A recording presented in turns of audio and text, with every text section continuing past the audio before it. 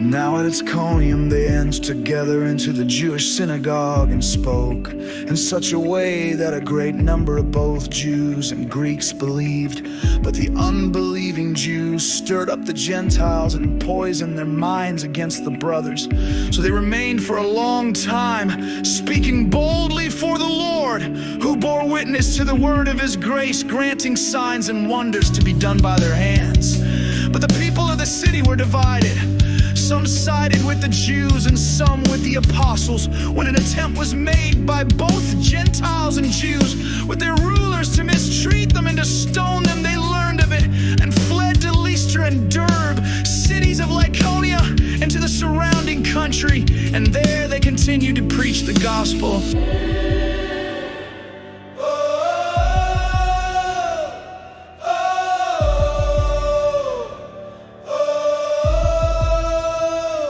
Now at Lystra there was a man sitting who could not use his feet. He was crippled from birth and had never walked. He listened to Paul speaking, and Paul, looking intently at him and seeing that he had faith to be made well, said in a loud voice, "Stand upright on your feet." And he sprang up and began walking. And when the crowd saw what Paul had done, they lifted up their voices, saying in Lycaonian, "The gods have come down to us in the likeness of men."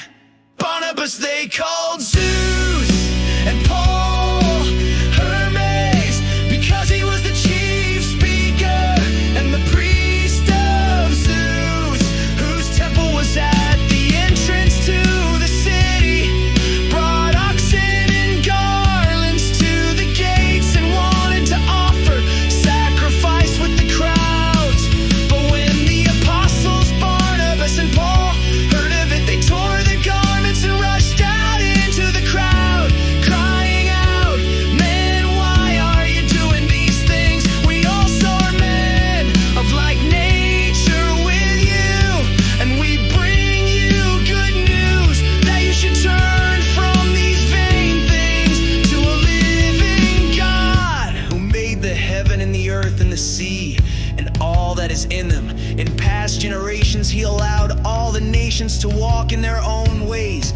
Yet he did not leave himself without witness, for he did good by giving you rain from heaven and fruitful seasons, satisfying your hearts with food and gladness." Even with these words they scarcely restrained the people, offering sacrifice to them.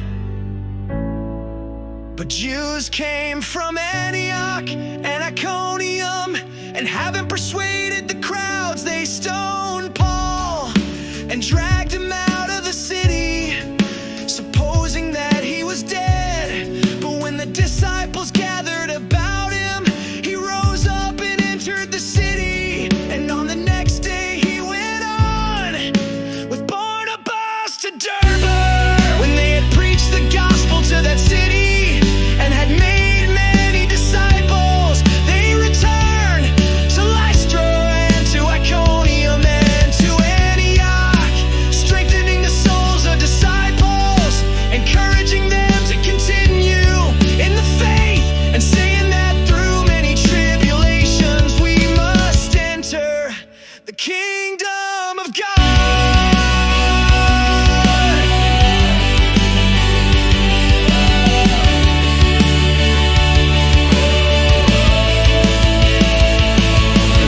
Appointed elders for them in every church, with prayer and fasting they committed them to the Lord in whom they had believed. Then they passed through Pisidia and came to Pamphylia, and when they had spoken the word in Perga, they went down to Italia, and from there they sailed to Antioch, where they had been commended to the grace of God for the work that they had fulfilled.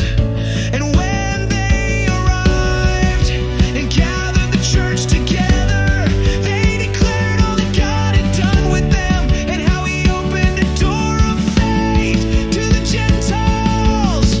And they remained no little time with the disciples.